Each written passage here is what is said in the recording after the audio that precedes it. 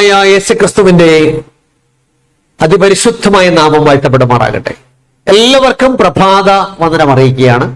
വീണ്ടും ഒരു പുതിയ ദിവസത്തിന്റെ പുലർകാലം കൂടെ വന്നണഞ്ഞിരിക്കുകയാണ്.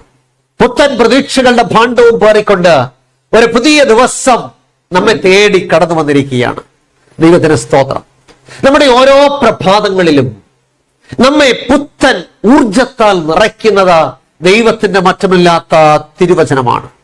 തിരുവചനം നൽകുന്ന പ്രത്യാശയും ധൈര്യവും മറ്റാർക്കും നൽകുവാനായിട്ട് സാധ്യമല്ല. ഈ നല്ല പ്രഭാതത്തെ ദൈവം നമ്മെ തന്റെ വചനത്താൽ നിറയ്ക്കട്ടെ എന്ന് ഞാൻ ആത്മാർത്ഥമായിട്ട് പ്രാർത്ഥിക്കുകയാണ്. ഇന്നത്തെ നമ്മുടെ പ്രഭാത മനയുടെ ചിന്താവിഷയം ഒരു സ്വർഗീയ വിളി എന്നുള്ളതാണ്. എന്താണ് ചിന്താവിഷയം? ഒരു സ്വർഗീയ വിളി എന്നുള്ളതാണ്. ചിന്തയ്ക്ക് ആധാരമായി തിരഞ്ഞെടുത്തിരിക്കുന്ന വേദഭാഗം അപ്പോസ്തലനായ പൗലോസ് എഫെസ്യർക്ക് എഴുതിയ ലേഖനം 4-ാം അധ്യായം അതിന്റെ 4 മുതൽ 6 വരെയുള്ള വേദഭാഗങ്ങളാണ്. എഫെസ്യർ ലേഖനം 4-ാം അധ്യായം 4 മുതൽ 6 വരെയുള്ള വേദഭാഗങ്ങൾ. അവിടെ ഇങ്ങനെ വായിക്കുന്നു: നിങ്ങളെ വിളിച്ചപ്പോൾ ഏക പ്രത്യാശയ്ക്കായി നിങ്ങളെ വിളിച്ചതുപോലെ ശരീരമൊന്ന്, ആത്മാവൊന്ന്, കർത്താവ് ഒരുവൻ, വിശ്വാസമൊന്ന്, സ്നാനമൊന്ന്, എല്ലാവരിലും കൂടി വ്യാപരിക്കുന്നവനും എല്ലാവരിലും ഇരിക്കുന്നവനുമായി എല്ലാവർക്കും ദൈവവും പിതാവുമായവൻ ഒരുവൻ. ദൈവത്തിന് സ്തോത്രം.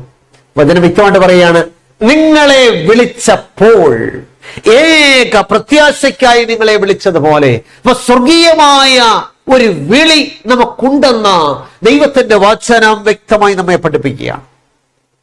നമുക്കറിയാം, ലോക ചരിത്രത്തിലെ ഏറ്റവും ശ്രദ്ധേയമായ ഒരു കണ്ടുപിടുത്തമാണ് അലക്സാണ്ടർ ഗ്രഹാംബെൽ നടത്തിയ കണ്ടുപിടുത്തം.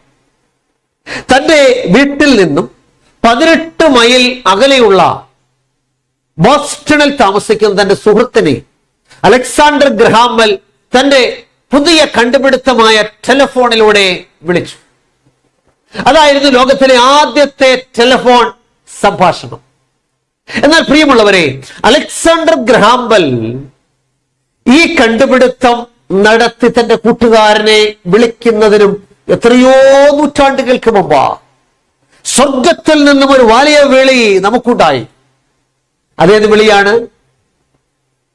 പത്രോസിന്റെ 1-ാം ലേഖനം അതിന്റെ 2-ാം അധ്യായം 9-ാമത്തെ വാക്യം. പത്രോസിന്റെ 1-ാം ലേഖനം 2-ാം അധ്യായം 9-ാമത്തെ വാക്യം ഇങ്ങനെ വായിക്കുന്നു: നിങ്ങളോ അന്ധകാരത്തിൽ നിന്നും തന്റെ അത്ഭുത പ്രകാശത്തിലേക്ക് നിങ്ങളെ വിളിച്ചവന്റെ സൽഗുണങ്ങളെ ഘോഷിപ്പാൻ തക്കവണ്ണം തിരഞ്ഞെടുക്കപ്പെട്ട ഒരു ജാതിയും രാജകീയ പുരോഹിത വർഗവും വിശുദ്ധ വംശവും സ്വന്ത ജനവുമാകുന്നു.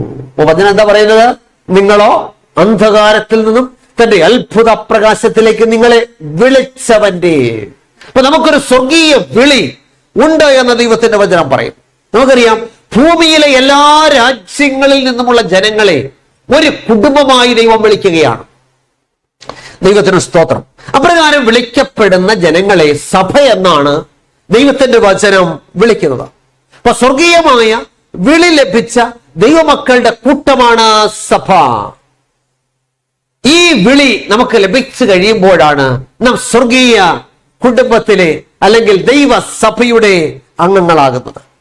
നാം പുതിയ സൃഷ്ടികളായിട്ട് മാറുന്നു. ഇപ്രകാരം സ്വർഗീയ വിളി ലഭിച്ച പുതിയ സൃഷ്ടികളായി തീർന്നാൽ പിന്നെ നമുക്ക് പഴയ പാപജീവിതത്തിലേക്ക് പോകുവാൻ സാധ്യമല്ല. അങ്ങനെ പോയാൽ അത് നമ്മെ വലിയ നാശത്തിലേക്കായിരിക്കും നയിക്കുക. ഞാൻ പറഞ്ഞ വാചകം മനസ്സിലായോ?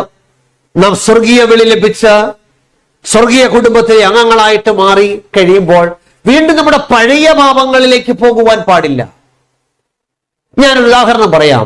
ഒരിക്കല് മുനിസിപ്പാലിറ്റിയുടെ ശുചീകരണ ജോലിക്കായിട്ട് ഉപയോഗിച്ചിരുന്ന വണ്ടി, കാളവണ്ടി വലിച്ചിരുന്ന കാളയെ ഒരു മനുഷ്യൻ ലേലത്തിൽ വിളിച്ചു. അദ്ദേഹം ഈ കാളയെ തന്റെ വണ്ടിയിൽ കെട്ടി തന്റെ വീട്ടിലേക്ക് കൊണ്ടുപോകാൻ തീരുമാനിച്ചു. എന്നാൽ ഒരു പ്രശ്നം, ഈ പോകുന്ന വഴിക്ക് എവിടെ ചപ്പുചവറുകൾ കണ്ടാലും കാള അവിടെ നിൽക്കും. കാരണം കാളയ്ക്ക് ഒരു പരിചയമുണ്ട്. മുനിസിപ്പാലിറ്റിയുടെ ശുചീകരണക്കാർ ഈ കാളയെ ഉപയോഗിച്ച് ഇപ്രകാരമുള്ള ചപ്പുചവറുകൾ ശേഖരിക്കുമ്പോൾ ചപ്പുചവറുകൾ കാണുന്നിടത്ത് വണ്ടി നിർത്തേണ്ടത് ആവശ്യമായിരുന്നു. ഈ പരിചയം കൊണ്ട് കാള ചപ്പുചവറുകൾ എവിടെ കണ്ടാലും അവിടെ നിൽക്കും. ഈ മനുഷ്യൻ ആകെ വിഷമിച്ചു. എത്ര ദിവസം കഴിഞ്ഞിട്ടും കാളയുടെ സ്വഭാവത്തിന് മാറ്റമില്ല. അതുകൊണ്ട് ഈ മനുഷ്യൻ ഈ കാളയെ അറവുകാർക്ക് വിറ്റു. അപ്പൊ നോക്കിയ കാളയുടെ സ്വഭാവം മാറ്റുവാൻ അതിന് സാധിക്കാത്തത് കൊണ്ട് അതിനെ അറവുകാർക്ക് വിൽക്കേണ്ടതായിട്ട് വന്നു.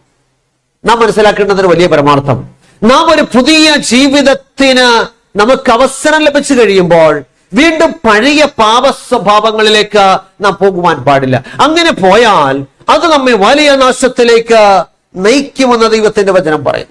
നാം ഒരിക്കൽ ഏറ്റുപറഞ്ഞ് ഉപേക്ഷിച്ച പാപങ്ങളിലേക്ക് വീണ്ടും പോകാതിരിക്കാൻ തക്കവണ്ണം നമ്മുടെ ജീവിതത്തെ വിശുദ്ധിയിൽ സൂക്ഷിക്കേണ്ടത് ആവശ്യമാണ്. പൗലോസ് കൊരിന്ത്യർക്കെതിരെ 2 ലേഖനം 5-ാം അധ്യായം 17-ാമത്തെ വാക്യത്തിൽ നാം ഇങ്ങനെ വായിക്കുന്നു, ഒരുവൻ ക്രിസ്തുവിലായാൽ അവൻ പുതിയ സൃഷ്ടിയാകുന്നു, പഴയത് കഴിഞ്ഞുപോയി, ഇതാ അത് പുതുതായി തീർന്നിരിക്കുന്നു. ദൈവത്തിന് സ്തോത്രം.